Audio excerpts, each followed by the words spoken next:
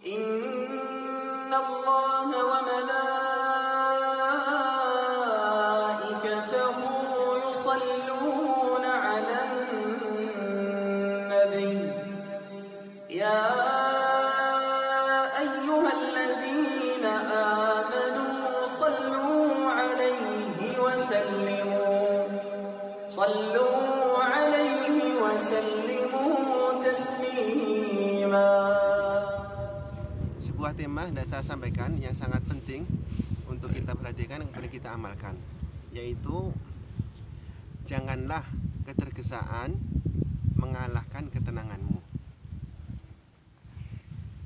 Di dalam Al-Quran, firman Allah SWT, surah Al-Isra ayat 11 yang berbunyi, A'udzubillahi minasyaitonirrajim, wa yad'ul insanu bisarri du'a'ahu bil khair wa kana lil insanu ajula.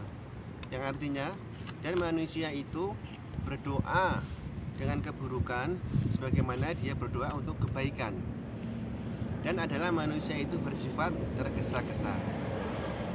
Ayat ini kemudian ditafsirkan oleh ahli tafsir pada zaman sahabat, yaitu Ibnu Abbas radhiyallahu anhu. Ia berkata, huwa du'aur rajuli ala nafsihi wa waladihi inda dzajari bima la yuhibbu ayustajaba lahu. Disebutkan dalam tafsir Al-Qurtubi, yang artinya Ibnu Abbas berkata, ia adalah doa seseorang kepada dirinya sendiri dan kepada anak-anaknya di waktu gelisah atau risau dengan sesuatu yang ia tidak suka untuk dikabulkan baginya.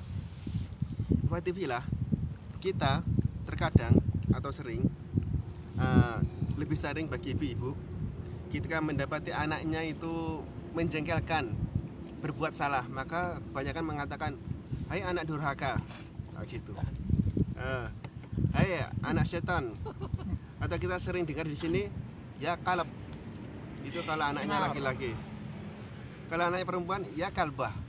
Gitu. Masya Allah ya, naudzubillah min dzalik. Itu semuanya adalah doa, mengandung doa, dan itu keburukan itu dilarang di dalam syariat Islam. Selanjutnya di dalam sabda Nabi kita, Nabi besar Muhammad SAW, dari Anas bin Malik, ia mengatakan Rasulullah SAW bersabda, at-ta'anni minallah wal ujlatu minasyaiton. Hadis dihasankan oleh Imam Al-Albani, yang artinya ketenangan itu datangnya dari Allah dan ketergesaan itu datangnya dari setan. Hadis ini memberikan pelajaran kepada kita untuk menjaga ketenangan, untuk menjaga kehati-hatian di dalam segala urusan yang kita lakukan. Sebuah pepatah dari kata-kata ahli hikmah mengatakan, al-anatu minas salama wal ajalu minan nadam, yang artinya berhati-hati itu membuahkan keselamatan dan tergesa-gesa itu membuahkan penyesalan.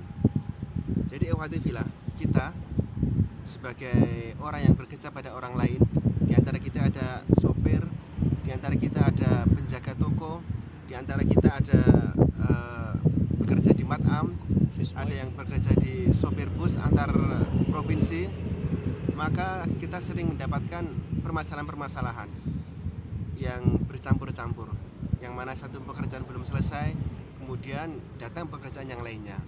Maka ini mengharuskan kepada kita untuk bertahan, untuk bersikap tenang, jangan tergesa-gesa.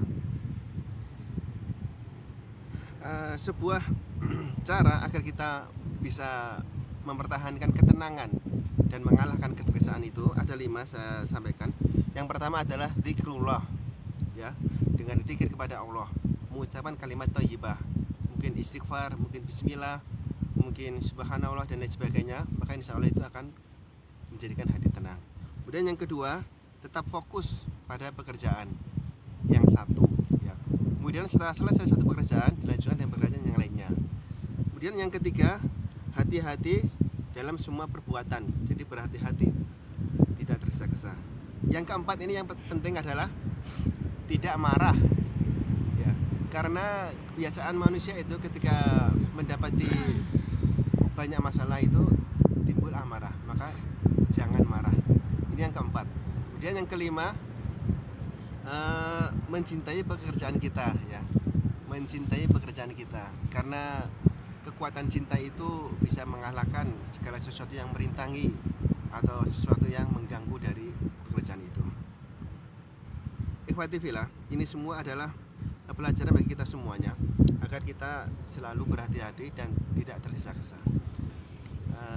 Akan tetapi imam besar, ulama besar Hatim Al-Asam itu mengatakan adalah tergesa-gesa itu adalah perbuatan dari setan, kecuali dalam 5 hal ya, kecuali dalam 5 hal. Ada yang tahu mungkin, Ikhwan? Tergesa-gesa itu adalah perbuatan setan dan tercela, kecuali dalam 5 hal boleh tergesa-gesa.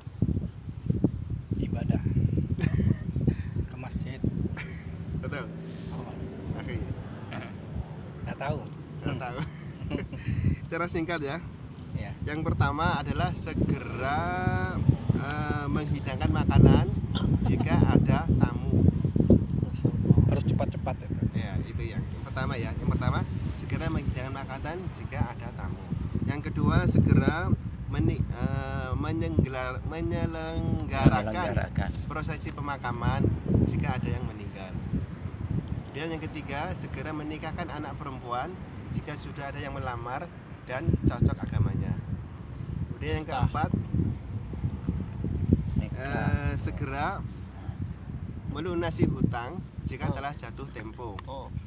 Kemudian yang kelima adalah segera bertaubat dari perbuatan dosa jika berbuat dosa.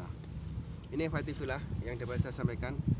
Mudah-mudahan yang singkat ini kita bisa memahami, kemudian kita mengamalkannya, dan Allah menjaga hati-hati kita agar selalu tenang, agar selalu waspada, hati-hati, dan kita bisa melaksanakan apa yang diperintahkan dan mencegah apa yang melarang kepada kita. Amin ya rabbal alamin.